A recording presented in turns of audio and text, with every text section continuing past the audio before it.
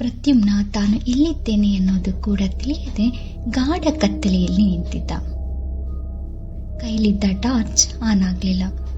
ಸುತ್ತೆಲ್ಲ ನಿಶ್ಶಬ್ದ. ಹಾಗೆ ಸುತ್ತ ನೋಡುವಾಗ ಕೆಳಮಹಡಿಯ ಹಾಲ್ನಲ್ಲಿ ಇದ್ದ ಸೋಫಾ ಮೇಲಿನ ಧೂಳಿನಿಂದ ಮುಚ್ಚಿದ ಪತ್ರಗಳು ಕಾಣಿಸ್ದಾಗಾಯ್ತು. ಹಾಗೆ ಅದ್ರತ್ರ ಹೋದ. ತಕ್ಷಣ ಕೈಲಿದ್ದ ಟಾರ್ಚ್ ಆನ್ ಆಯ್ತು. ಅಲ್ಲೇ ಇದ್ದ ಒಂದು ಹಳೆಯ ಪತ್ರವನ್ನ ತೆರೆದು ನೋಡ್ದ.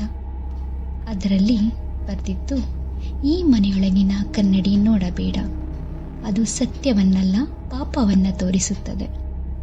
ಈ ರೀತಿಯಾಗಿ ಬರ್ದಿತ್ತು. ಹಠಾತ್ ಮೇಲಿಂದ ಕೂಗು ಶಬ್ದ ಕೇಳಿಸ್ತು.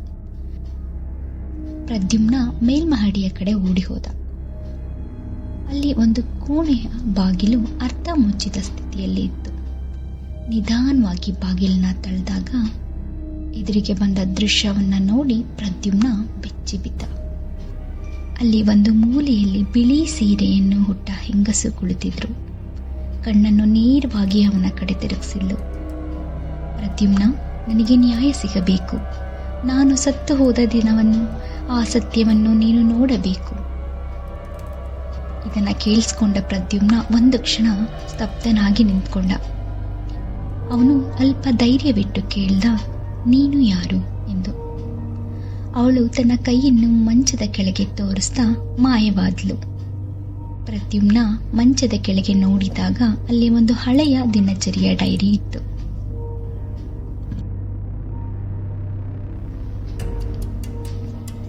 ಡೈರಿಯ ಮೊದಲ ಪುಟ. ಜನವರಿ 12, 1975. ಇವತ್ತು ನನ್ನ ವಿವಾಹ ನಿಶ್ಚಿತ.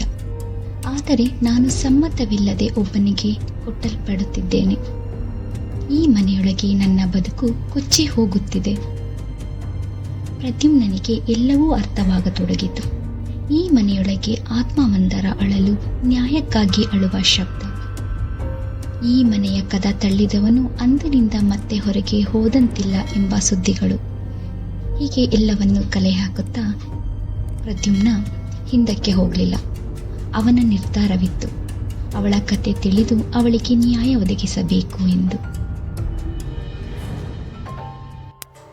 ಪ್ರದ್ಯುಮ್ನ ಡೈರಿಯನ್ನ ಓದುತ್ತಾ ತಾನು ಒಂದು ದೊಡ್ಡ ಸತ್ಯದ ಹಾದಿಯಲ್ಲಿ ನಡೆಯುತ್ತಿದ್ದಾನೆಂಬ ಭಾವನೆಗೆ ಬಂದ. ಹಳೆಯ ಬರವಣಿಗೆಯಲ್ಲಿ ಪ್ರತಿಯೊಂದು ಪುಟವೂ ಒಂದು ಬಡತನದ ಹೆಣ್ಣು ಮಗುವಿನ ನಿಖರವಾದ ನೋವು, ಬಂಧನ ಹಾಗೂ ಅವಳ ಕಡೆಯ ಪುಟ್ಟ ಯೋಚನೆಗಳನ್ನೇ ಹೇಳುತ್ತಿತ್ತು.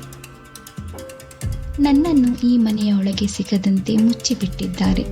ನಾನು ಓಡಬಾರದಂತೆ ಬಾಗಿಲಿಗೆ ಬೀಗ ಹಾಕಿದ್ದಾರೆ. ಆದರೆ ಒಂದು ದಿನ ನನ್ನ ಆತ್ಮ ಹೊರಬರುತ್ತದೆ.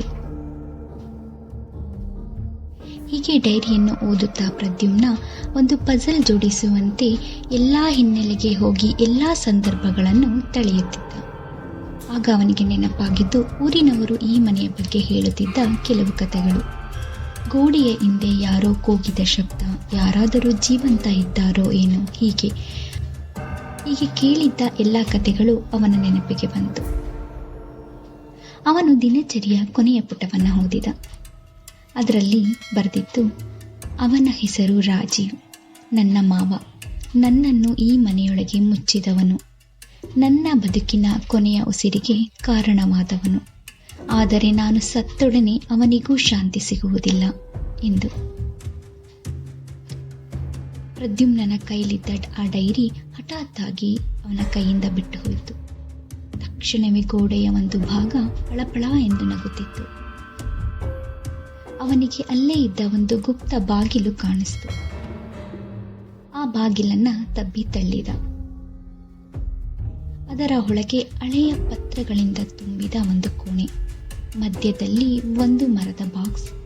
ಆ ಬಾಕ್ಸ್ ಅನ್ನ ತೆರೆದು ನೋಡಿದಾಗ ಅದರೊಳಗೆ ಒಂದಷ್ಟು ಹಳೆಯ ಫೋಟೋಗಳು, ಒಂದು ಗಡಿ ಕಗ್ಗಟ್ಟಿದ ಚಿನ್ನದ ನಾಣ್ಯಗಳ ಬುಟ್ಟಿ ಮತ್ತು ಒಂದು ಕೆಂಪು ಬಣ್ಣದ ರಕ್ತದಿಂದ ಚಿನ್ನದ ನಾಮಪಟ್ಟಿ, ಹೆಸರು ರಾಜೀವ್ ಎಂದು.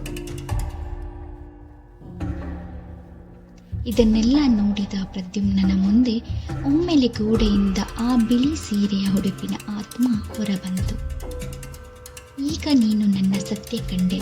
ನನ್ನ ಆತ್ಮಕ್ಕೆ ಶಾಂತಿ ಕೊಡಬೇಕಾದ ಹೊಣೆ ನಿನಗೆ ಇದೆ ಪ್ರದ್ಯುಮ್ನ ಎಂದು.